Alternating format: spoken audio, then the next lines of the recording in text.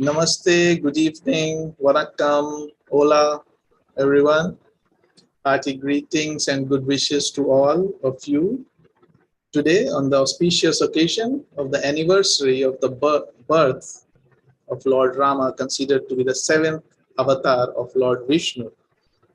And although it is a historical fact, but symbolically, Lord Rama is the spark of spirit in each and every one of us. And therefore, we wish that through the wise words of Dr. Enrique today, our today's guest speaker on a very, very significant subject, which is the basis of relationships, will provide a conducive environment for that birth. But before we start with today's proceedings, since Catalina is not here, so I'll be your host today. So let us all come together in heart and mind and invoke the presence of that immutable ultimate principle in which we all live, move, and have our being. O hidden light, vibrant in every atom. O hidden light, shining in every creature. O hidden love, embracing all in oneness. May all who feel themselves as one with thee know they are therefore one with every other.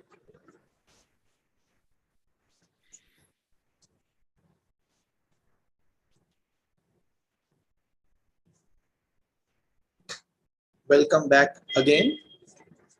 And as I mentioned earlier, today we are going to spend the next hour or so in understanding a very important subject in everyone's life. Because wherever there are two people, there is bound to be a difference of opinion, which may or may not lead to arguments depending upon the people involved and how equipped they are to deal with such arguments. So we will learn how to argue without leaving scarce. And to present this subject, we have among us Dr. Enrique Reig Pintado from Mexico, who is currently in Atlanta. And if I try to share the introduction of Dr. Enrique, the full introduction, it will take the whole session. And therefore, in brief, I would like to share some of the important things which make him the best person to share his experience and knowledge in this subject. Dr. Enrique has been the member of the Theosophical Society officially since 2006. But before that, even for several years, he worked as a supporter and collaborator in seminars, workshops, books, etc. in several countries belonging to the Theosophical Society. But what makes Dr. Enrique the best person to speak on this subject is his profession and experience. Because Dr. Reig is a medical specialist in psychiatry, geriatrics, and homeopathy. He has a bachelor's degree in psychology, master's degrees in different subjects in psychology, and a PhD in general psychology. He has published numerous scientific articles and has collaborated on multiple books for publishers such as Macmillan Research, Thomson Learning, McGraw-Hill, Almuzara, Sexa, Norma, and many others, currently published by Amazon in paper version and Kindle. And the latest book to be published soon in the near future, that is the Artificial Selling to Superficial People. And we wish him all the best for that book. He has been a visiting professor at many universities, has worked for 27 years as a professor cathedratic, which is the highest level after titular professor, at the University of Americas in Puebla, university that belongs to SACS in United States, and he was a professor at IE Institute the Empresa in Madrid, and currently works in his private office and directs Reig and Associated Consultants. And he is the president of Inter-American Theosophical Federation since November 2021. And we have a very pleasant occasion today to hear him, to hear his thoughts on this very important subject for all of us. So we all welcome Dr. Enrique. Dr. Enrique, over to you. Thank you very much. Good morning for everybody. And can I share the screen? Yes, you can. Okay, perfect. This is presentation.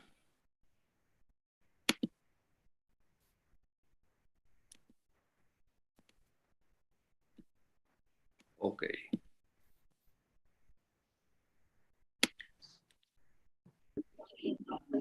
Okay. So we will start. Thank you very much. Thank you very much for the invitation.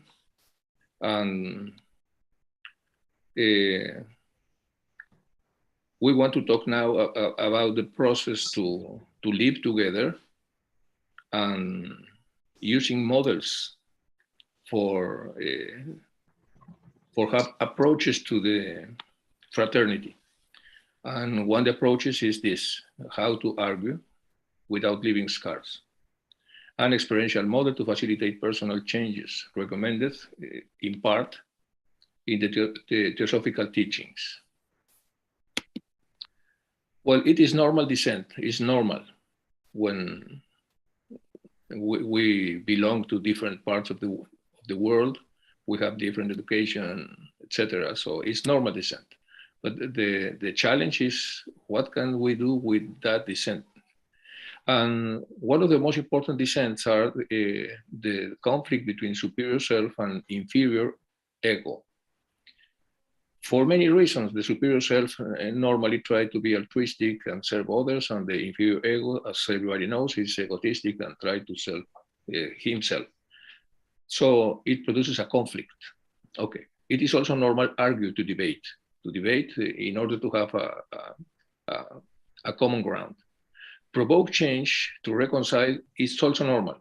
Don't change and stay in the conflict. It's very problematic for the fraternity, because this produces dissentment again and conflict, or we have the other possibility to conciliate and build fraternity.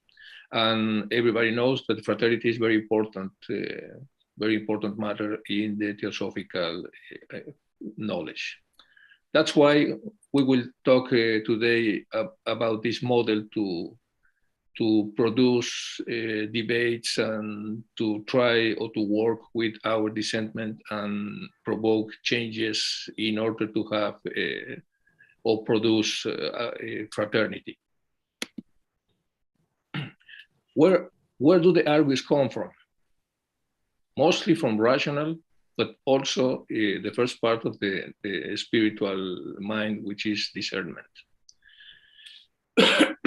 Where do the arguments come from? Also from our karma.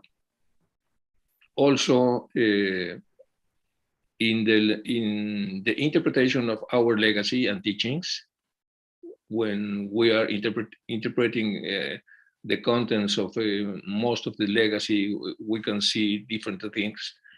The arguments come from the different kind of students, the discipline of each student, the behaviors of each student, the thought process, theosophy, reaction, etc. So we have a different kinds of arguments when we are not comfortable with the behavior of others. Let's see the model. We have arguments, and the first dilemma is this. I can choose one argument which produces damage in others. This damage will produce suffering.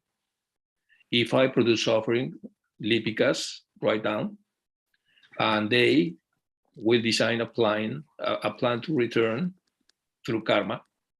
So the harm returns, so it will produce a suffering for us, and this suffering is for one person, who is me, because I started this cycle. So here we have to decide what kind of argue I'm going to produce. Argue with not harm, then no damage. However, it's possible to produce a scar, a resentment, and suffering again, or we can check very careful to don't produce scars. Then we don't produce suffering. Then we can have argues without suffering, without scars. And this is the goal for theosophists. Argues. One of the things to produce argues in this in the better form, which is this, is to meditate about the short term and the long term. The short term thoughts, for example, I'm angry, this guy did something to me and we need to talk, but we are very, very mad. The long term thinking is different. I don't want to do karma because I know the karma exists. I don't want to allow to feel anger, because if I feel anger, probably I will commit mistakes. I just want to clarify. That way I can avoid doing karma by making him suffer and make me suffer. So we need to be attending every time the way we want to manage the conflicts. Okay, so this is the karma. Argue, making another person suffer, but after time, someone will argue with me and make me suffer. So we want to avoid this. Smart way to live. Manage emotions and responses well. We can pause to evaluate whether or not we want to accept provocations from the environment. We can create conditions to be receptive, serene, and calm. It is very important to be calm.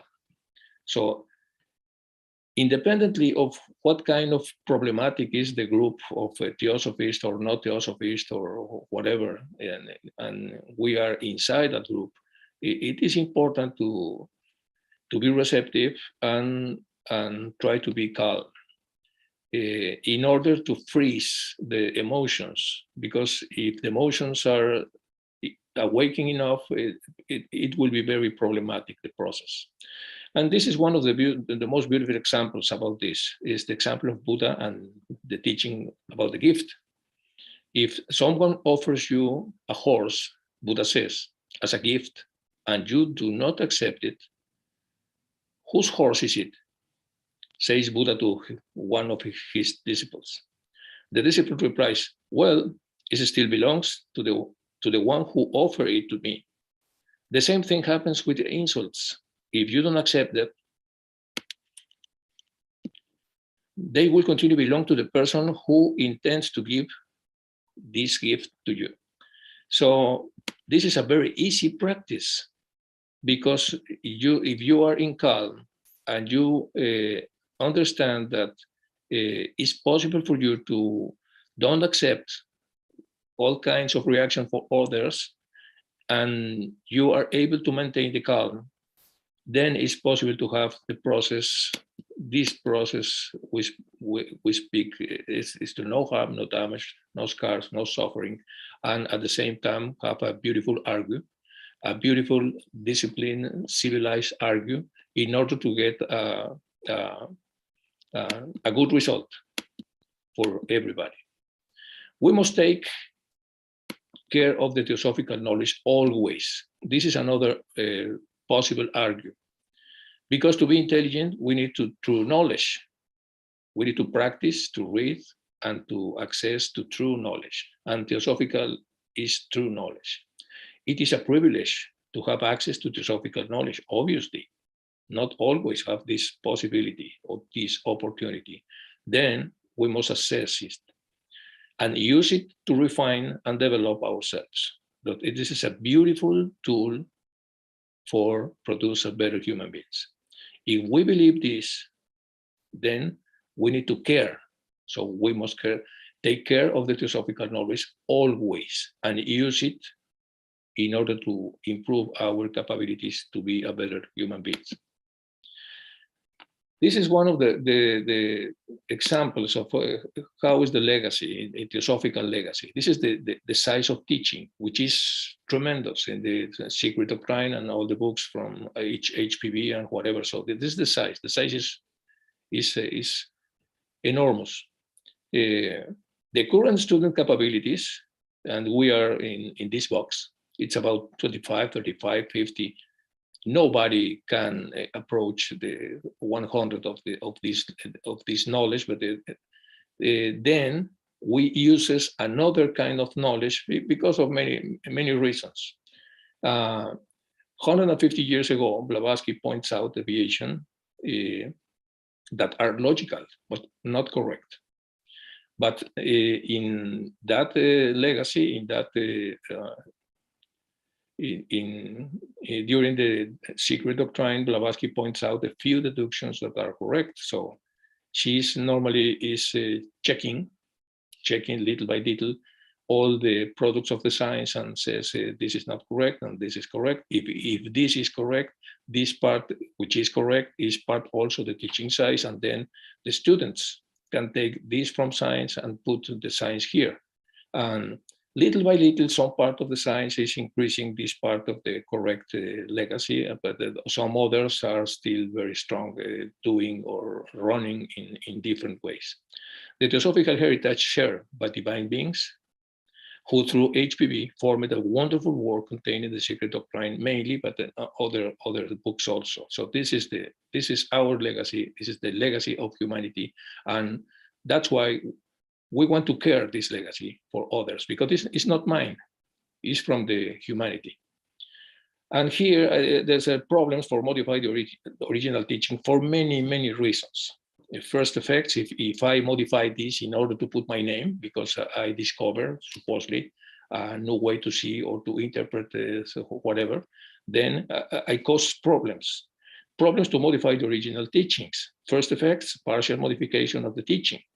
Secondary effects, affectation of the continuity of knowledge. And also this knowledge is different than this knowledge. It's similar, but it's different. And the tertiary effects, less impact of young people and conflicts. They will find conflicts and discovery gradually made by science. Then the young people, the new incarnated people will they are not able to follow this legacy because they find contradictions or whatever. So it's important to preserve the legacy. It's important to care the legacy and to put the legacy in the hands of the new generations and try to convince them that this is the true knowledge and this is very useful to growth during the incarnated life. This slide is again on the same thing. HPV says science has only one key, the key of matter, to unlock the mysteries of nature. So only one key. Occult philosophy has 7 keys and explains what science fails to see. Okay, well, this is a normal person reflecting, because he and everybody knows want to know what's inside us. And he decided to follow the science, but the science have only one key, as HPV mentioned, or he can approach the occultism theories to the theosophical practice. So, but he wants to be brave to search the correct path and dive in this beautiful knowledge and beautiful waters. Then in this speculation, he will have doubts, speculation about the possible causes of everything, science, philosophy, and religion. And this is the approaches of science, philosophy, and religion, with different degrees of belief, uncertainly. But the dilemma is this: it is possible to find what I seeking in the occultism and also in the theosophy, which is probably not the things I learned at the university to do, because at the university I learned that it is much more effective to see or to follow the science. And I don't want to lose my friends or my companions, my partners at the university, but at the same time I want to approach to the true knowledge. So this is a important dilemma for this person. And we want to attract this kind of person and show that person that the occultism and theosophy is not only, it's the best way to know themselves in the deepest form. Well, this is also a dilemma for the theosophist, how to present theosophy to this young universitary person who wants to know himself, but he has doubts about this kind of occultism, and he preferred to take what the science normally mention about the inner structure of human being. This is an important argument for discuss and to find the best way to attract these valuable people, and then produce in that person the possibility to have this knowledge, as in the past occurred with the Krishnamurti and David Bohm and many others important people who was attracted by this beautiful knowledge. Okay, this is the challenge. Another situation regarding to this, there's no one important fact with which the student should be made acquainted, namely the enormous, almost limitless responsibility assumed by the teacher for the sake of the people. From the gurus in East, who teach openly or secretly, down the queue of Kabbalists and Western lands who undertake the teach and rudiments of the scarce science, to their disciples, those Western hierophants being offered themselves ignorant of the danger they incur when all of those teachers are subject to karma, to the same inviolable law. So this is the karma of the teacher, and we have another conflict here. We have to know that if we put this knowledge in people who is not completely mature to use this knowledge in the correct way, we are having karma. This karma depends on what that pupil will use, what the decisions this pupil will take with this knowledge. So this is another conflict inside the teachers, and it's normal that teachers are not ready to share all the knowledge if they are not sure that the pupil is mature enough. The way to ensure that the disciple will use the knowledge well is to ensure that it's in line of internal development, so that the personality and the lower ego are more controlled. And this is a beautiful chart to know, for example, we can measure some factors in order to see the degree of maturity in ourselves, but also in the future students. We have the factor in this higher self, altruism. The factor in the lower ego, which is selfishness, envy, aggressiveness. And in the other side, with altruism, generosity, and kindness. And for example, after a diagnosis with the pupil, we can find if the pupil is in low situations in selfishness, envy, and aggressiveness. And but that the student is still in the lower ego. And then we need to dosificate the knowledge for this student in order to care him and care the teacher's karma to produce, to support the student to walk to this middle part with the change he's doing, in order to pass to this part of the maturity And then we have a student with more altruism than selfishness, with more generosity than envy, with more kindness than aggressiveness. If that is the way, so the little by little, the people, the student is taking more knowledge and apply this knowledge, but in this part of his own process of maturity. Well, this is another chart to see this. This is the degree of development, the voice of superior self, the lower ego pressure. And here we have the very high probability to follow the superior voice. In the case of the student, we are trying to measure the degree of maturation. High probability to follow the superior voice. Change, always the middle part is change, the change process, the change of the change of box. From the box, we completely are attacked by the lower ego or the new box, more directly to the superior self.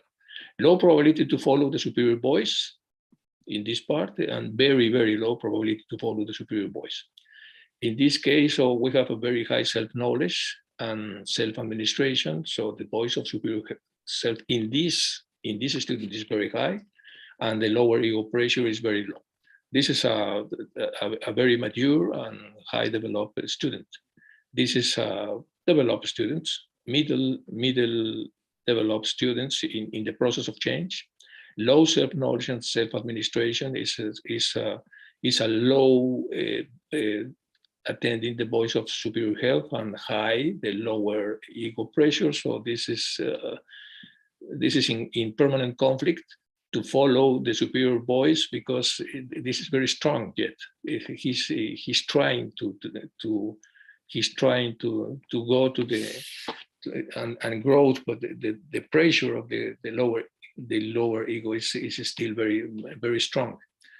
And in the lowest part, we have a very low self-knowledge and self-administration. Then the probability to hear the voice of superior is very low, and the pressure on the lower ego is very high.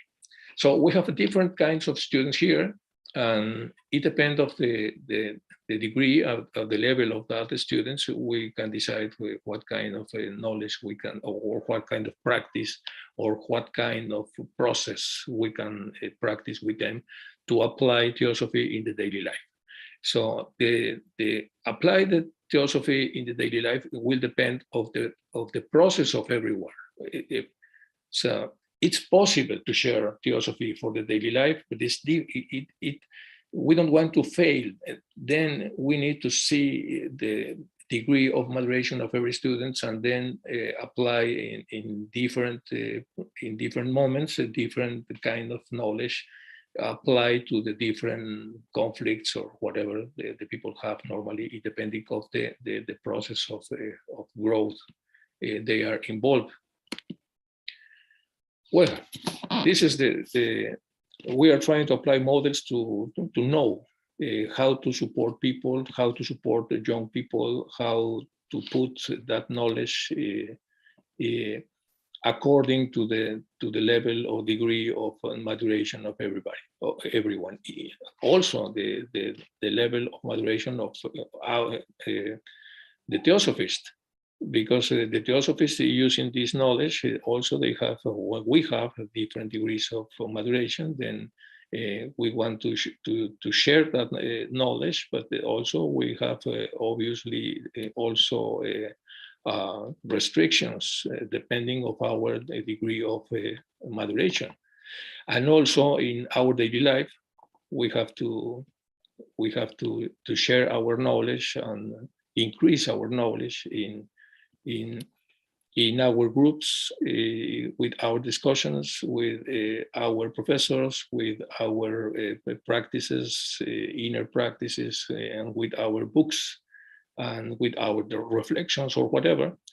And then we know that what is possibly important to share with those young people, to share that knowledge with them, in order to produce in them some awakeness and some sympathy to to take this kind of knowledge and to practice this kind of knowledge as well. The Buddhists do this beautiful well since many, many years mostly in India and Nepal. What are then the conditions required to become students to the Divina Sapientia? For let it know that not such instruction can possibly be given unless these certainly conditions are completed with the rigorously carried during the years of study. This is a sign qua non, sine qua non. No man can swim unless he enters deep water. No bird can fly unless his wings are grown. So this is the things we can check in ourselves, but also in our students. To give an approximate idea of conditions under which alone can study the divine wisdom can be pursued with safety, that is, without danger that divine will give place to black magic. A page is given from the private rules with which every instructor in the East is furnished. Okay, so we have problems. We have problems in which our knowledge and the person is not mature enough because he can use this for the lower ego, and this produces black magic or whatever. All of this stuff of problems. So the motivation to teach normally needs to have an important step to check if he's the correct person, if he's the correct amount of knowledge, if he's the correct time to do that, or if we want to know more about the pupil and about us in order to share this knowledge, to share with them this knowledge, just to produce the sympathy with this knowledge and the possibility to apply in their lives this knowledge for growth, for inner development. And how to ensure that this is problematic. So let's check the thought process. Here, instincts and thinkers' guardians. So we have here the impulses, desires, instinct, emotions, external causes, many external causes, food, etc., etc. Here we have the skandhas, these impulses, the skandhas, hidden in the caverns of the heart, entity with astral matter, money, married, always young, live more than 100 years and healthy, and all of these desires from the lower ego. And those are the guardians.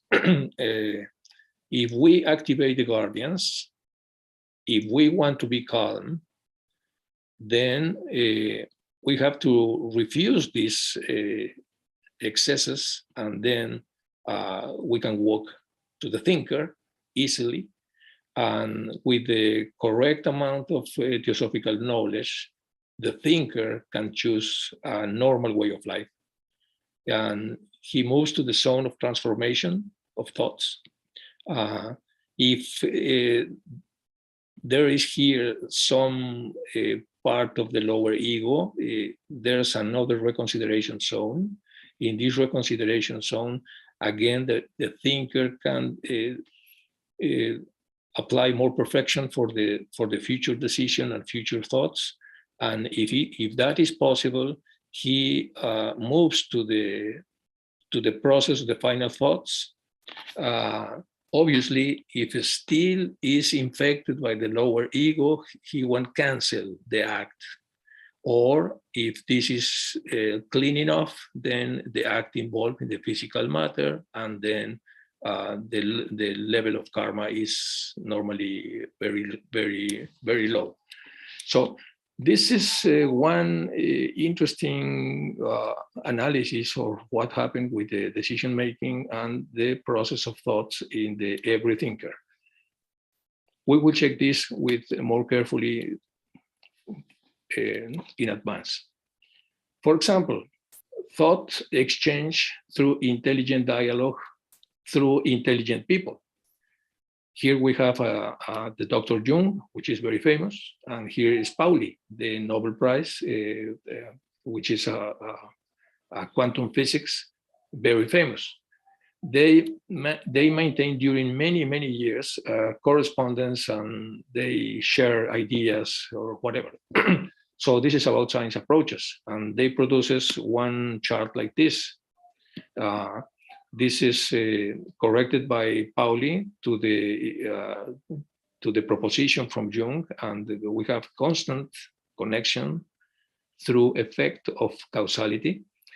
And in this part is in constant connection through contingency, equivalence, and synchronicity. In the higher part is indestructibly energy, because the energy is not destructible, and in the lower part is space-time continuum. And this simple idea expressed in this draw contain a lot of knowledge to explain what happened with the synchronicity, who is doing things in this invisible part of the life. He's doing things in order to produce contacts and synchronicities, and everything that causes in students to, because they respect very much Jung, and also he respects very much the quantum physics, especially in the case of Pauli, which is a Nobel Prize. Then if the young people respect those persons, then the young people, the young students, try to know what means exactly those parts of this beautiful idea, and then they can open a little bit the opposition to see the abstract world, because they learn in the university that the abstract world doesn't exist. So we can use these kind of dialogues, also, for example, dialogues between Krishnamurti and David Bohm, or Rupert Sheldrake, or whatever. Everything is important to have the effect we want to produce in young people, in order to embrace this kind of knowledge, because this knowledge is, and we know, is very important to have to share with people who will bright in the future as a leaders or as a teachers or whatever. Well, about diversity, lower ego, and separativity process. This is the unit inside every person. This is the duality, diversity outside. This is a common approach from theosophy to express what happened in the lower ego. Is diversity with the different stages, and what happened in the upper parts, it's a unit. And this is in vertical, in vertical, it's the same idea, but in vertical is a duality, diversity in vertical format for development, and this is upper and lower. And we can explain young people so that if you are in the lower with one thought, this thought can be changed little by little and produces the same thought, but in the best way. And what's the best way? Are we without leaving scars? What's the lower? Argues, conflicts, attacks, insults, causing a lot of scars, a lot of process, a lot of suffering, etc.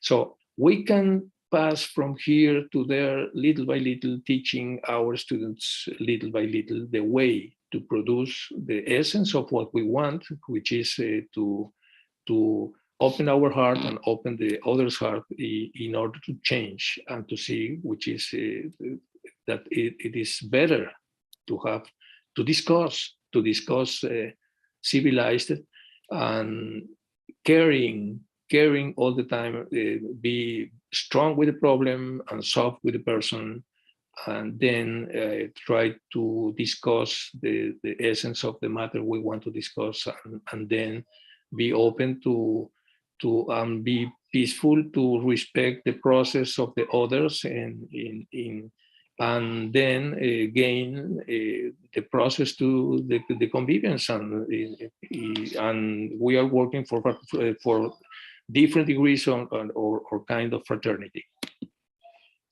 Well, how free is the free? On one hand, we must be free thoughters, as theosophists. On the other hand, we must build a nucleus of fraternity. We must know how to discuss without putting fraternal unity at risk. How to discuss without putting fraternal unity at risk. So This is an important matter, knowing how to discuss, knowing how to integrate differences, and knowing how to unite the nucleus that allows us to live together in the best format of any civilization that we are capable to forming. A civilization that knows how to relate and work in a fraternal manner, united in our differences. This is a challenge. It's not easy because there are emotions, because there are disobedience, because the leaders is not easy for lead this kind of person, because this person has their own capabilities, their own prejudice, their own nationalities, their own dispositions, whatever. So it's complex, But the essence of the challenge is how to discuss important matters without putting fraternal unity at risk. Is caring people, caring the ideas, and be elegant to take the situations and get the outcomes we want. And the outcomes is the agreeableness of everybody to be together, to work together. This is one idea of the mind, because in the mind will happen this. This is to write a work similar to the secret doctrine. I must keep my mind oriented in that direction. Okay, we have the atmic plane, Atma. This is a specific plane, but Atma share this plane and that plane, the plane of the inner development. The higher part is Buddhi, and from Buddhi to Kama, we have the mind. And the mind, Mahat, the Mahat unfold first with Ahamkara, the sense of self, and then unfold thinker. And the thinker is this reigns. The lower part of the thinker is little by little doing separativity, and the higher part of thinker is always in the unit, with the blue color in the superior self and the green color in the inferior self, and also a Kama with the red color. All of this with energy from sun. This is prana and vital force. This is the linga sarira, and this is the lowest plane, which is the physical plane, the physical body. So this is the mind, and we can approach ourselves to different kinds of vibrations, and we can practice, for example, what happens if I decide to accept this kind of vibration? How is this box? What happened in this box? What kind of thoughts happen in this box? And what can I do to produce these kind of boxes? And at the same time, be capable to get the outcomes we want with this kind of vibration. And also, if this vibration, I understand enough, then I can see now that this different vibration is also in the upper part, but this is not so upper than this.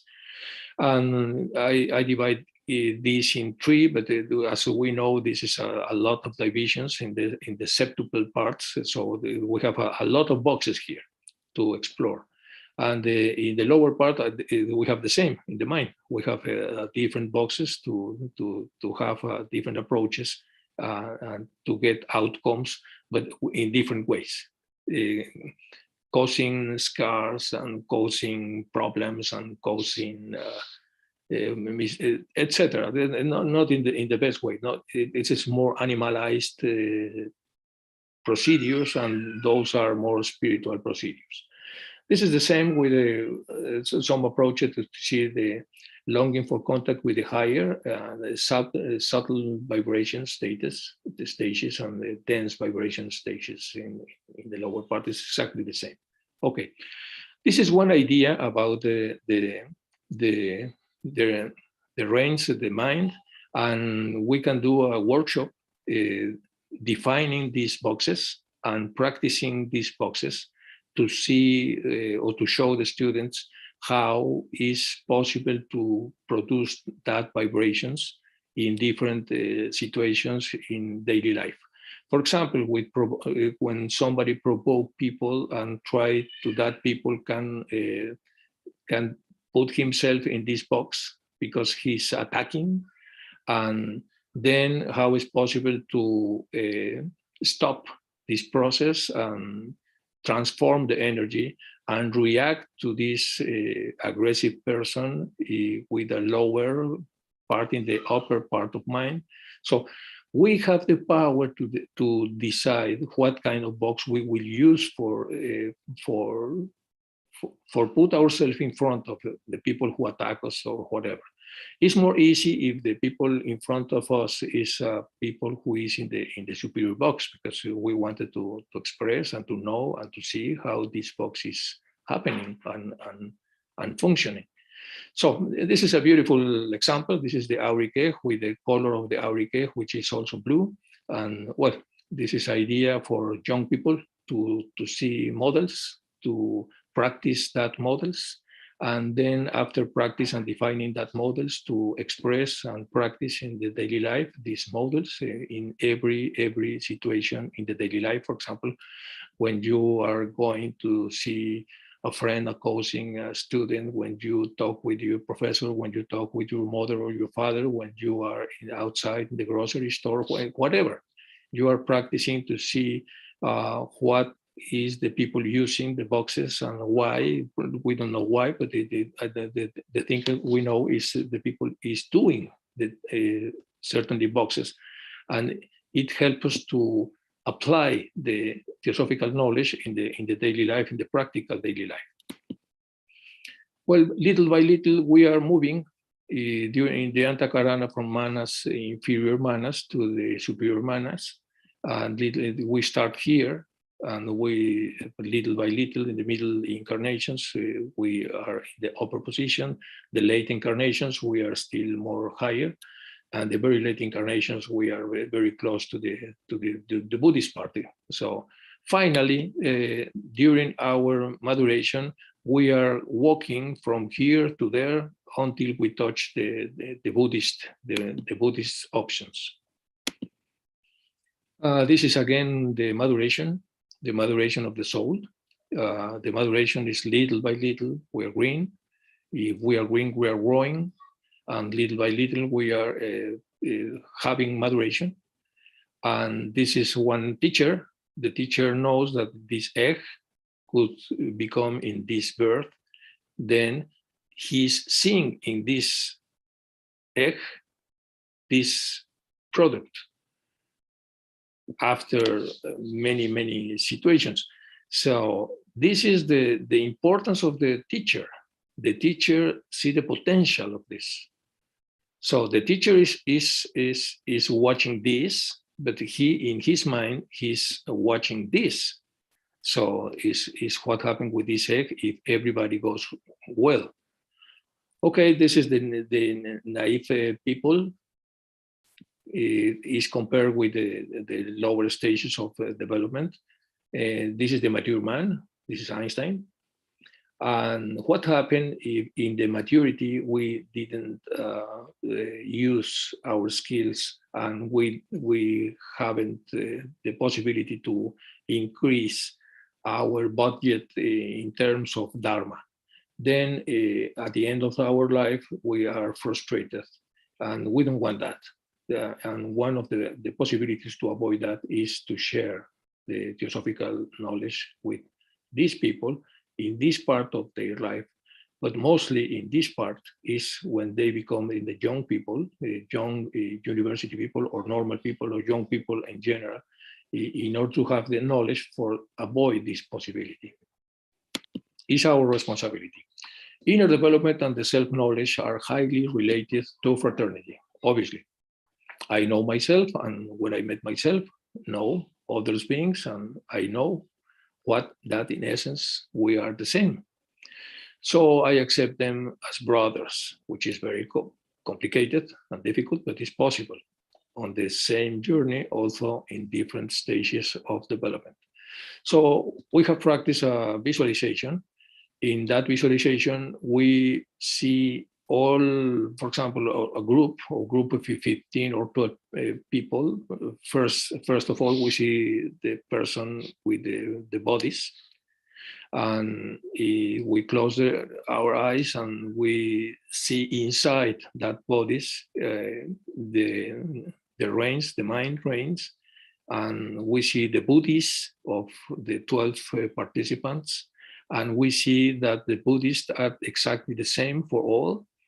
And those Buddhists, 98, 99% are the same with us, only 1% depends of every individuality. And then we try to visualize the Atma of everybody, and the Atma is 100% the same. And we can, during the visualization, to see that group of 12 people are the same in this part. And how, when we are climbing, we are watching unit. We descend, we see the differences. Then we finish this visualization, open the eyes of the participants and see again the bodies and the differences, the apparently differences in the flesh bodies or whatever. There are useful and unleashed arguments. So this is very important. The useful ones are those discussions that produce agreements. This is useful. So we fight, but at the end of the fight, we produce agreements. Or that point that failure is taking care, at the feedback can see the error and willing the change. These are useful fights. And useful fights is a very complicated situation with conflicts, and the result is horrible. It's more conflict, more math, more madness, division of the people. So the fight was not useful for the people involved, and so we have an artist, a theosophist who can manage these argues for achieve the goal he wants.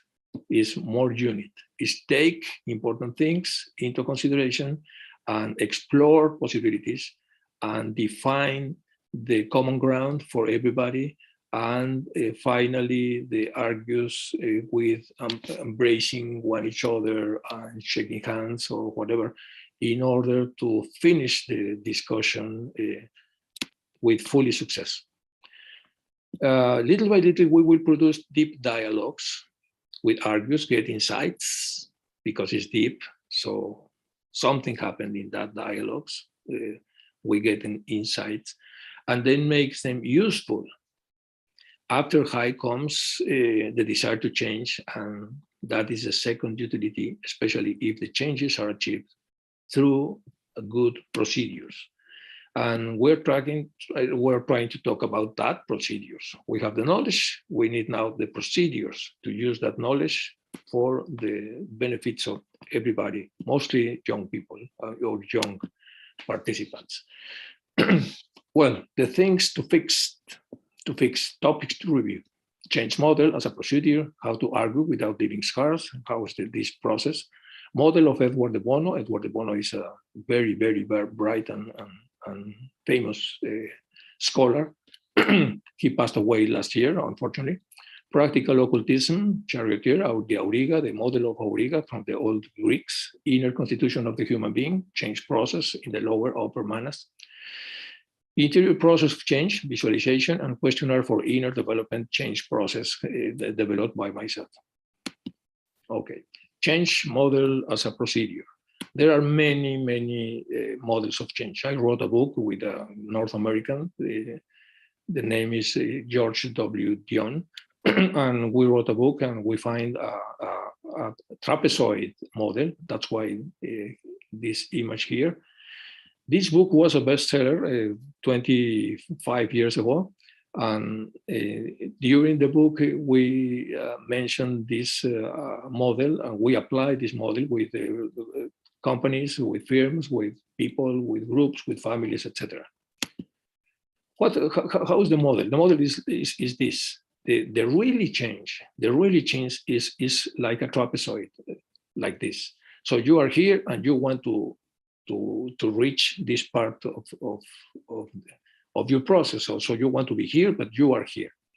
So here in this part, you need to develop daring, courage, and then you are ready for change. Obviously, you have a little fear. And then something happened. The first trapezoid is here, and you take the trapezoid and just now are in the departure, letting go this part. You release, floating, turn around, having a lot of faith because you are in the air, and you call your dharma to find the other trapezoid. And when you turn around, you see the second trapezoid, you grab the trapezoid, leave behind, arrival, you're here, and you are in the new challenge. If you don't have the decision enough, you can release, but you have a karma net here, and then you need to climb again these stairs. And these stairs, fears, conditioning, prejudice, control of all of this will produces the failure of this process. So the really change is like to use these trapezoids. What happens if your karma is not good enough? Then if you are in the air and you don't have the possibility to grab the next trapezoid, and you fall down to the karma net, and again you have to climb the stairs in order to try again to live this part of your life.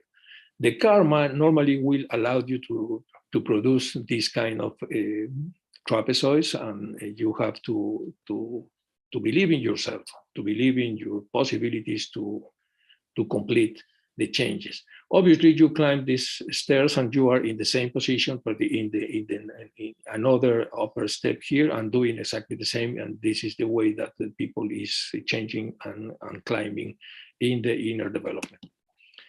Well, this is the model. Let's see now how to argue without leaving scars. In the same book, we share one process to argue without leaving scars. How to argue without leaving scars? This is the model. The model is in the same book, in the book we mentioned here, in that book. In that book, the process is this.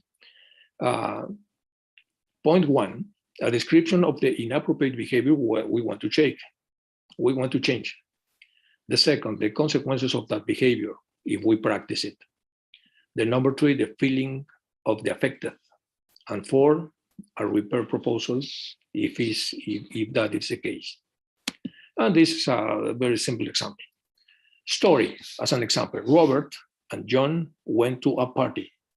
Robert stayed up later. Characters, Robert is John's friend and the guest in his house. John is the host and Elizabeth's grandson. Elizabeth is John's grandmother. Those are the characters. Let's see what happened. The scene the day after the party. John, hey, my friend Robert, listen to me, please. Yesterday, you had a few drinks or a lot of drinks and urinated in my grandmother's favorite flower pot at the entrance of my house. It left a bad smell and my grandmother feels very offended. Analysis. Improper actions. You urinated in my grandmother's favorite pot. Consequences. It leaves a bad smell. The feelings of the affected person, my grandmother feels very offended. And then the possible repair. Robert, oh, I'm sorry. Robert, Mom, the grandmother, I'm very sorry. I'm going to find a gardener to change the soil in the pot, taking care of the plant. And I promise you that it will not happen again.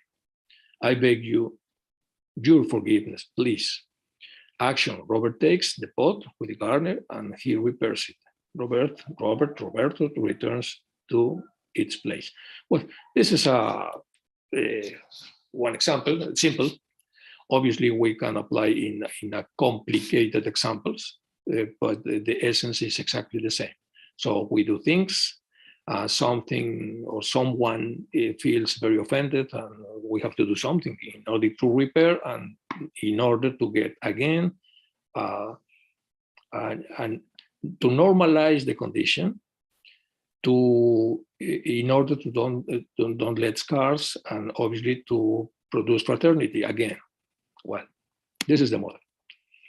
Edwards de Bono models, well, we are watching here again the mind, the drives of change is defining with the auriga. This is the body, higher manas, lower manas, kama. This is the mind with the colors that the HPP mentioned in the Secret of Crime. And the body manas decision for superation, kama manas decision for degradation, etc. Well, this is the constellation of auriga in the sky. Well, this is only to check the mind. And Edwards de Bono model, he defined different colors, different hats, and he mentioned that if we use some kind of hats, normally we will experience different degrees of what the hats normally control. For example, the blue hat is the one of the controls the rest of the hats, controls the times and order of them. So this is the hat for control. The white hat to drink more objectively and naturally as possible. If you use this hat, we are very objective in what we do.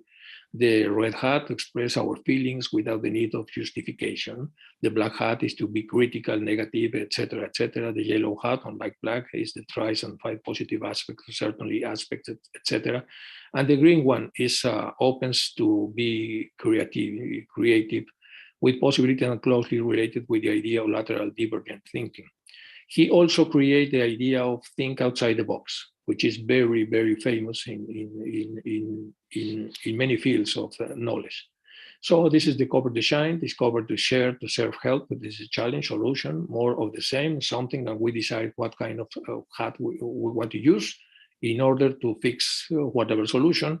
And this is very useful in the practices for young theosophists or young sympathizers who wants to know the theosophy, and because we run a workshop using different hats and putting situations, and now dividing in the superior self and lower ego, and they have insights about what means the hats and what means the correct use of each hats for solve the different problems in the daily life.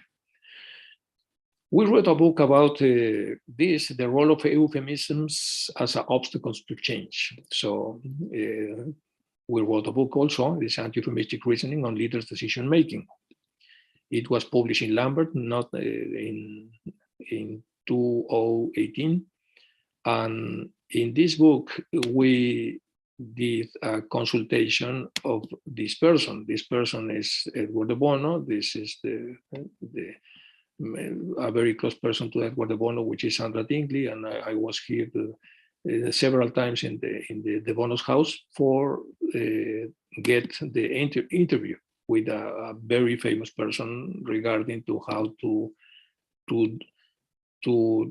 check the process we express our ideas to be practiced and to have the possibility to integrate person in the correct way. So Mr. de Bono, the problem starts with the school. We were talking about the people, the new people, the young people, the people from now. Starts at school, people have never been educated to creative value. They receive information, but they are not being educated to create value. I ask, they have never focused on how to apply knowledge, for example. De Bono, that's right. In my case, is that important for leaders' profiles to create value? For example, are leaders more egotistic than altruistic, using now one theosophical approach, Mr. de Bono? How's that? In myself, the egotistic leaders feel separated from the rest of the people. They create category of command separation for the category of followers. After this, they move the category to the top, move the followers category to the bottom, and then create a sense of power and superior complex. This is the model. This is the old model, beautiful to explain why some people feels better or feels more power or more whatever than others. They move in the geography or mental geography. They do movements like this. Sandra Dingley, Edwards. Why are leaders not interested in creating values for everyone? Mr. de Bono, they don't prepare people. Most of them were formed in traditional education. And secondly, they don't encourage that people to replace them. And then we talk about the euphemisms, which is the matter of the book. Edward, do you think some leaders can use cognitive deformation in order to convince their followers to support a specific decision, even if those decisions are not good for them? De Bono, what kind of deformations? Euphemisms. We are working on developing the concept of euphemisms, its negative effects, cognitive mind, and the vacina anti-euphemistis. De Bono, I agree, but how can it be done? Probably Enrique can explain, or Sandra, by education in values, development skills like altruism, practicing discernment, and learning how to create value for all, doing discernment, doing altruism. De Bono, the important thing here is that people can innovate the fair uses of the old classical thinking. It is necessary to create something different because he's the father of the creativity. Sandra thinks that there are countries with a high development of knowledge, Sandra says. De Bono, yes, but the important thing is if those countries can create new concepts or import them from other countries. To create concepts, you need to go beyond the conventional, new ideas to add value. In one of the recent books, De Bono explains the new concept of even, which means excellent but not enough. He describes you are not forced to accept or deny existing ideas. You simply need to hold and consider them as insufficient. Those ideas are called bonding. It's a practical and operational new way to think which generates value. After great philosophers, conventional thinking are not enough. Well, this is only one example of what has happened in this book. Mr. De Bono is thinking that yes, many of the leaders, in order to preserve the status quo, he uses deformation, cognitive deformation, we call euphemisms. In the euphemisms, we stop the process of change and we can't add value because if we do the same, is less probably to add value for people. It means to have improvements of the things. Well, this is the idea of what happens, what happened with this kind of arguments. Now, the practical occultism, we know that there's a physical brain and sense organs. And this is in Spanish, I'm sorry, but I couldn't change this because I only have the picture, but it's the same body. Superior manas, Santa Clarana, inferior manas, Kama, exactly the same. And this is the boxes we want to live in order to produce the changes we want, etc. And here are the different process, the Aurique, whatever. Let me pass to the next, okay. This is the idea one of the students on HPV drew in 1898, 99, and look that here are different spaces. One space for Atma, which is this. Dr. Enrique, yes? Your PPT is not moving after that, Mr. De Bono's slide. Okay. What can I do? No, you can maybe stop share and start share again. Or... Okay, let me check again and put again the idea. Now it's okay? Yeah, now it's okay, yeah. Okay, let me move this. Oh, well, we were talking about the fields. This is according to this draw from one student of HPV, we have spaces. This is the space of body plane, the physical plane, and this is the middle part, which is body, manas, kama, manas, prana, linga, sarira, and this is the other one with atma. So spaces, planes, or whatever. This is important to see because we will see the practical occultism and the challenge to change. Well, change process visualized. Challenge to change. We will use my mind to observe the inner structure, then to find circles with colors, as HPV told us in that books. How many, what name, what colors. Then, kama is deep red. The bottom of my mind, the lower manas, is green. The top is blue, the higher manas. The body is yellow. Atma is a special blue tone. The Antakarana is a two-color bridge. The Ahamkara, the happiness, is a less intense grid. So we want to find this, and in order to find this, we need to do a visualization. This is another explanation about the Antakarana and the distance between the lower manas and the superior manas. Here is the practical occultism. And here, important model for the visualization is this. Let me check what happened here.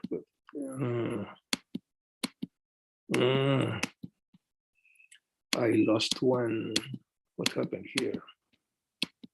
Visualization. Okay, the examples are okay. This is the visualization. I don't know if we have time enough. What do you think? This is about 5 minutes practice. Is possible to do the practice or? Okay. Yes. We can. Yeah. Although we are. Let's do the practice because it's important to use the true knowledge and to visualize the true colors in the true knowledge in order to embrace this kind of knowledge and produce a very deep experience. So let me stop to think, and I will ask you to, let me check this. Okay. I want to ask, please, to close your eyes. Please close your eyes and we will do this visualization. What's the difference of this visualization with other visualizations? We are using the colors, the forms, the things that the secret of Klein normally mention about our inner being. So we will do one speed relaxation practice. Please close your eyes and concentrate yourself in your legs and put in your legs 20% of tension, little by little. Increase this tension with your eyes closed to 40% in your legs. Increase, please, the tension to 60%. Please increase the tension to 80%. And 100% now. Please try to stay in 100%. Decrease the tension now, please, to 80. Decrease the tension to 60, 40, 20, and 0. Please, with your eyes closed, now concentrate in your arms with your hands also, and put in that part of your body 20% of tension. Concentrate only in this part of your body and put, please, in your arms and hands 40% of tension. 60, 80, and 100% of tension.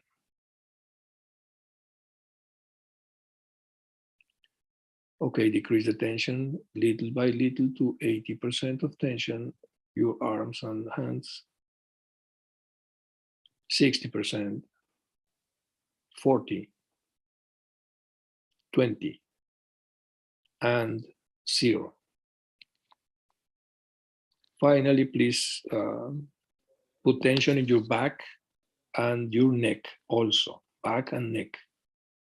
Put 20% of tension in that part of your body. Increase the tension to 40, 60, 80, 100%. Decrease the tension little by little to 80, 60, 40, 20, and 0. Okay, please listen this visualization and try to follow that instructions and see the colors and the forms according to the HPV shared with us. Let's see. Visualization, eyes closed, travel. Imagine you are in a sacred lake. You go into it. You feel the contact of the water with your body. You take a lot of air into your lungs. Now immerse yourself in that liquid pond. Suddenly you find that you do not need to breathe being inside. You can live as if you were an aquatic being. You are in another dimension of yourself. Experience. Now you hear a voice that tells you, I will show you, because you have requested it, your higher principles. So now previously invisible structures emerge. You observe that in this amniotic liquid your structures are arranged from closest to the surface of the water to deeper. In the ones closest to the surface, which is where I normally live, the source of desires and passions is called kama. It is a red circle. Intense with a sticky and poorly defined contrast, very active. This communicates with another sphere, my lower mind. This is dark green, irregular edges. Inside there is a kind of screen where the thoughts caused by kama appear. They are many and of different shades of dark green. From that last sphere something goes upwards. It is a bridge. It has a sign that says, Antakarana. In its lower part it is green like my lower mind, and in the upper part it is blue. This bridge reaches a very light blue sphere with a perfectly defined contour. It is very bright. It is a light that only admits more light to its bosom only if it is similar to yours. It is my superior mind. Now you pause to contemplate what you have seen so far. Curiously, the deeper you go, there is more light in reverse than what happens in any other lake. Further down this other circle is Buddy. It is yellow. A light even more intense than the bluish color of your higher mind. Buddy shows a bridge that goes even deeper. A bridge similar to a crystal with an intense shine, but it does not end there. In the deepest visible depth is an unimaginable source. It is Atma. It is light blue. It is your individualized spirit, all tucked into a blue golden egg. We contemplate all of this for a moment.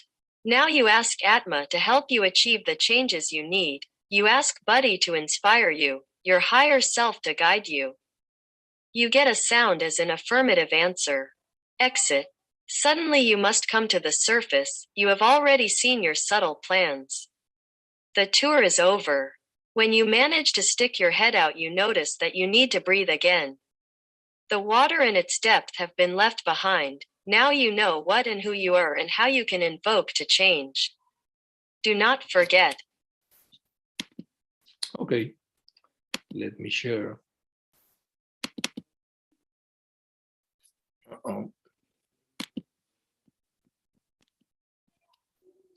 Let me check where is the presentation. Here is the presentation.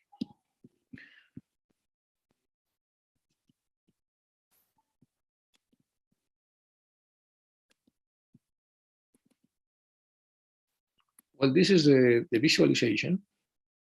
I will let this visualization for you to detect or to follow or to listen or whatever. And in the final part of this speech, we will see the advisors for inner development and some examples of the practical occultism, those who wish to acquire knowledge that leads the cities, hidden powers, must renounce the vanities of the world and life. No one can continue to be Obsaka, believes himself of different forms of classmates. And this is very important. The disciple should not take food or animal nature or anything that has life. He also does not have to drink wine or liquor or use opium or whatever. The most effective means to acquiring knowledge and preparing to receive the higher wisdom are meditation, often, abstinence, very often, or with discipline, the fulfillment of moral duties, gentle thoughts, kind words, good deeds, and benevolence towards everything with complete forgetfulness of himself. Only by observing the above rules can the Lanu hope to acquire the due times, the cities of the Arats, whose unfolding the gradually led him to unit with the universe world. Well, this is part of the practical occultism.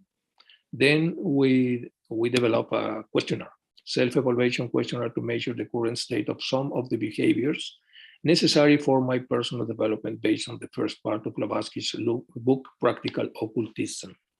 Again, it's a practical form to measure where we are and what we need to improve or to work on in this incarnation. And those are the questions.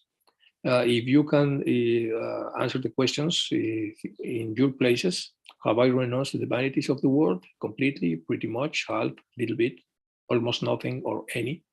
You put the answer according to your evaluation of yourself. I have been able to transcend feelings different and superior to my close friends. I have controlled hostile thoughts towards any living being. I have been able to feel united to everything that exists in nature.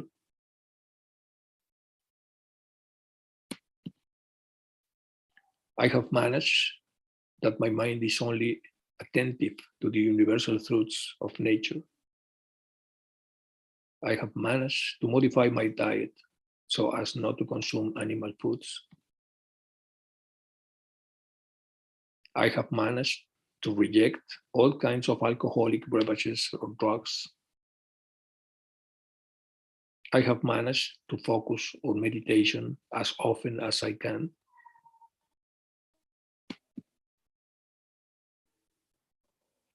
I have managed to reject all kinds of alcoholic.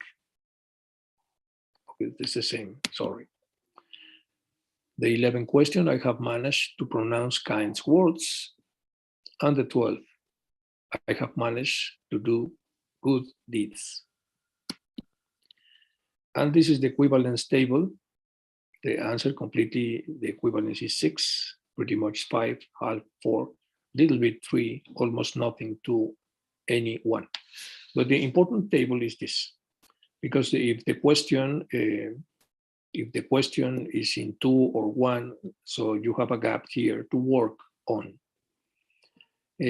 So you can visualize what's the degree or level you have and what need you to do in this incarnation to increase this value and to live properly according to this book of practical occultism.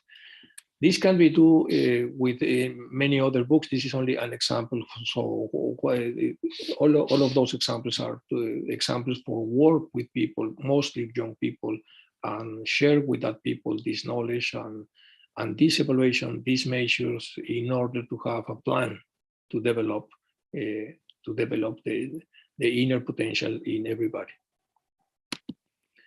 Well, Thales of Miletus, the famous Greek, nothing is more active than thought. For it travels of the universe, nothing is stronger than necessity of almost submit it. It is a Thales word. Where karma has put us, why? Where do we have to put ourselves? What should we do where we are? And this is the final quote of HPV. Do not be afraid of your difficulties. Do not wish you could be in other circumstances than you are. Or when you have made the best of an adversity, it becomes a stepping stone to a splendid opportunity. Beautiful quote. Sometimes in the rule of incarnations, sometimes we have the right to receive. Some other times we have the conscious opportunity and privilege to give and help. And this is a very strong photograph. And the final slide. The degree of freedom for unwanted thoughts and the degree of concentration on a single thought are the measures of Gauss spiritual progress. Bhagavan Raman. And thank you very much. Well, I hope you enjoy the speak. The speak is everything about the Argus and how to manage arguments in order to be useful for others and for us. Okay. Thank you, Dr. Enrique, for sharing with us in so much detail and with the practical approach how to deal with arguments. And I think the essence of that is the theosophical knowledge. The more we study, the more we implement, the more we transform ourselves, we will be better equipped to handle those situations which we call arguments. Although we are running short of time, but I still request we can take a couple of questions from our delegates, if it's okay, Dr. Enrique. Okay.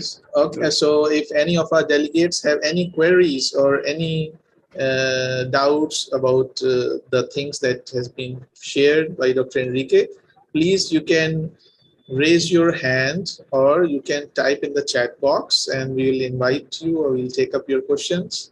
In the meantime, we have a couple of comments. Very inspiring talk. Thank you for the inspiring talk. Grateful to Dr. Enrique, and very interesting and impressive, inspiring style of presentation, and very good questionnaire for self-evaluation that you shared in the last. Yeah, that was really very nice. And thank you, respected brother, for sharing your thoughts on theosophical and psychological knowledge. Very ennobling and knowledgeable session. Thank you to Dr. Enrique. Thank you, Professor Enrique, for inspiring talk. So we have so many comments. If anybody has any questions, otherwise, I would just like to begin with one question that we have in the chat. That arguments, although you have mentioned that the people who want to do something about arguments is okay, but what about with those people who are not willing to transform and they just want to argue? How to deal with such situations? Well, this speech is more direct to our duty to share the knowledge, that knowledge, theosophical knowledge, with others. And sometimes the others uses arguments, because if you choose an existential way of life, for example, to be ascetic, and you are talking with one theosophist who have the true knowledge, what can you do to open that heart and to sit these ideas there, and to wait for the correct time for this grow as a questions. And this is a very good debate, because many people says, no, he is not ready, he is not open, don't speak about this because he will close. But some others think, no, put the seed, try to open the heart in the special moment, and wait the time, the correct time to only put the water or whatever in the seed in order to wait the process, because he's human, he's like you, he will develop himself as you, but he's now in the wrong path because he's skeptical about all of the inner situation. So this is and to defend your position, you use arguments, because in this life you can argue everything, the existence and not existence of the whatever, the goddess or whatever. So because you put reasons which are rational reasons, and if you believe in that reasons, you are convinced of your previous existential position, that this exists or not exist, this is useful or not useful, this is danger or not is not danger. People normally choose the positions, the existential position, and our duty, I guess, is to analyze that positions if the time is the correct time, and put the seeds of inner development with love and with kindness, with, if it's possible. Obviously, if the people react aggressive, or if they are fully convinced that not, they don't want to receive this. Okay. This person is 100% impossible. But it's 60, 50%. They have some doubts because they love the grandfather, and the grandfather is open to the inner development. And normally, this is the little door inside him to open that door, because he loves the grandfather and he respects his grandfather. And there's a little door. You open very carefully that door and put the seeds, because you know this is a true knowledge and this is useful for all human beings. And if you have this perception of the philosophical knowledge, you have some obligation to share.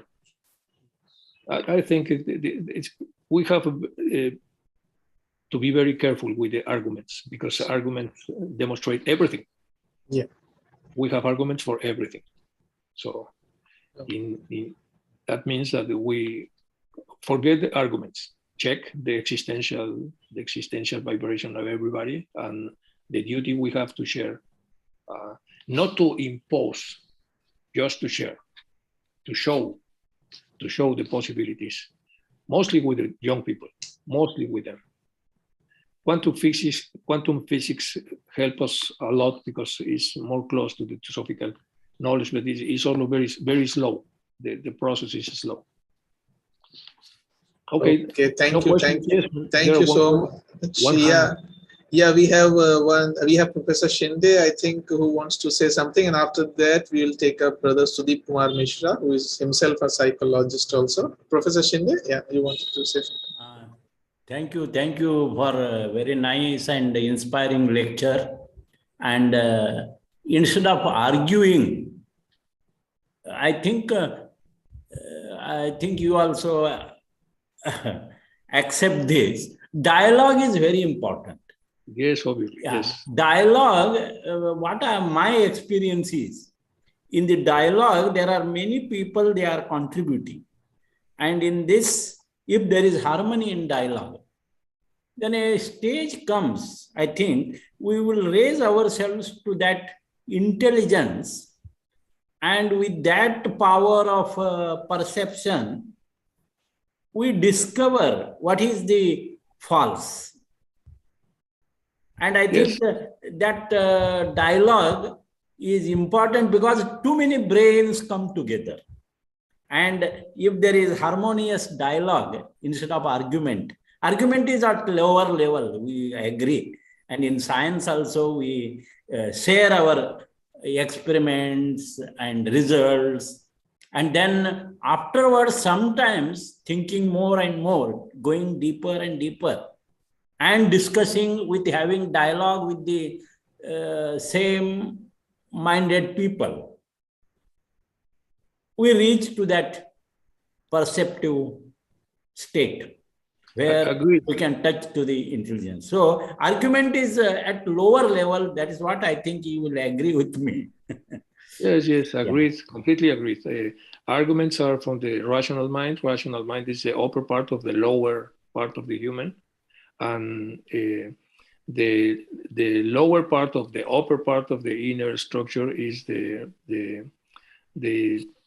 lower intuition is discernment. So we need to, during that dialogue, to teach how to discern what's the most important part of every teach, and not using arguments to demonstrate or not demonstrate in the logical way, whatever. Yes, I completely agree. It's an art. It's an art. Even brother, when I read the dialogue of Krishnamurti and other people, and one by one when I read, and what Krishnamurti wanted to say. So many times when I am reading, in between lines, I get many things. That is separate. They may not be getting, but I am getting many other hints also. Unfortunately, we have a lot of videos with Krishnamurti and very important scientists talking about important matters, and he's slowly opening the process and opening at least the curiosity of those scientists to see or to try to understand what Krishnamurti is trying to mention. And it's beautiful when Krishnamurti have a little time to stop the conversation and he do something like this and then speak. Apparently, he's he's listening advices for dialogue with these complicated persons, complicated in terms of what they are very they have a lot of arguments to deny whatever other expressions of the reality. So it's yes, I admire very much Krishnamurti and the way he has given a hint that this intelligence which we reach by dialogue, well, this is we will discover the falseness. And yes, when we discover, he says the next step, you must discard that which is illusory and false. Yes. And that step is very difficult. It's difficult, but that is what you explained, how we can try for that in occult practice, etc. But that part is difficult for everyone. Probably we may be having a gross matter with us. We don't know. But it's a challenge. Thank you very much for thank you. Thanks for and we want your book. If you have that book you have shown. Okay. Shikharji, you just yes. I will try to get through Catalina that it reaches Adyar Library and Research Center. Definitely. I will request Dr. Enrique also. We'll plan if one copy can be sent. So, yes. Thank you, Professor Shindeji, and thank you, Dr. Enrique. And we have Sudeepji. Sudeepji, you wanted to say something? Yes. No. Oh, okay, perfect. Yes. Okay. Sir, I would like to know, how did you develop these theosophical inventories? Pardon me. What I didn't understand. I would like to know, how did you develop these inventories on the theosophical doctrine? Can you tell me I couldn't get. Sudeepji, what do you mean by inventories? Yeah. Inventories? Huh? It's not. The questionnaire, the questionnaire, no, self-assessment questionnaire that you shared. How did you arrive on that and based on theosophical? We have many questionnaires. My partner, Isaac Hawley, who is in Spain. Normally we have seminars and we normally develop the different questionnaires. We have a beautiful questionnaire about the syncretic mode of personality. It is beautiful. It's in Spanish, but it's possible to translate. And it's an incredible, beautiful questionnaire. We can share that questionnaire with you if you want, because those are the conscious levels according to animals. For example, the tiger, the ant, and dolphin, or in the case of ant is a worker, is hard worker. The essence is work, and then we find 4 dimensions, and we produce the questions, and we put the validation and all the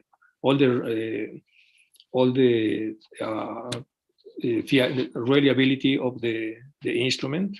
And it's beautiful. This is only one example in this speech is so how to translate the ideas of HPV to questions, but obviously this is not very professional. So we can do something professional with the same ideas in order to have the goals we want to achieve. It is to correct measure for people, and then to produce in them the possibilities to see the current level, and then to see the path they need to walk in order to increase the values they need for the inner development. But this is only one example. The idea was only to share that it's possible to do as a theosophist in our groups, simple things for measure, and for offer to our audience possibilities to growth, knowing where we are and knowing the process inside for get better human beings. This is the idea of this questionnaire. Mm-hmm. Thank you, sir. No, thank you. Thanks to you. Thanks for the invitation. Please say hello to Catalina. And you know, I admire you very, very much, and I wait for your article for the next number of the Pan American Journal of Theosophy. And I'll try my best, sir. Thank you. And no, we extend our heartfelt. I think, yeah, there are no more questions, so we can proceed for a closing session. And we extend our heartfelt gratitude from Pragyasya Studio for taking time out and sharing with us such a in a detailed manner, such an important subject for daily life, for relationships, and because arguments and conflicting dissent, in every relationship it's there. So thank you so much on behalf of Pragyasya Studio and all our delegates that you shared with us, and we thank all our delegates also who took time to share and attended this session and made it vital with their question and answers. And now, just a small announcement that next Sunday, we will not be having any meeting at Pragyasya Studio due to the Eastern Conference organized by the Indian section. But the coming Tuesday, we have a talk on the science of festivals and the specific significance of the birth of Lord Rama in T.S. Triveni Tuesday meeting organized by Brother Taral Munshiji, and that will be on 6:30 p.m. Indian time. So, and with that, we come to the close of the session today. And I would like to again request everyone to come together and share the prayer for the peace and welfare of everyone. Oh.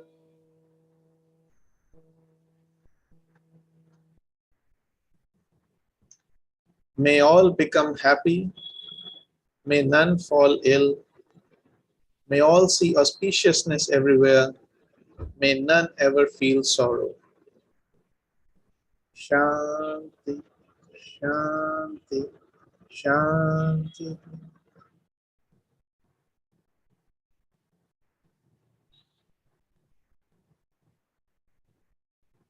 Thank you once again, everyone. Thank you for joining, and see you next week on 24th.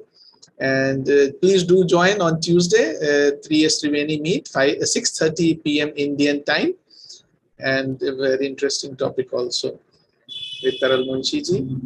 And have a great week ahead. If anybody wants to, the link for the meeting is shared in the chat. If anybody wants to copy it, and if you want to unmute and say your greetings to Dr. Enrique, please feel free, and then we will end the meeting.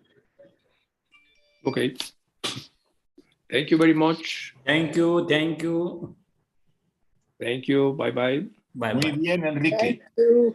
Thank you, Enrique. Oh, thank you. Thank you. Thank you. Bye-bye. Thank you.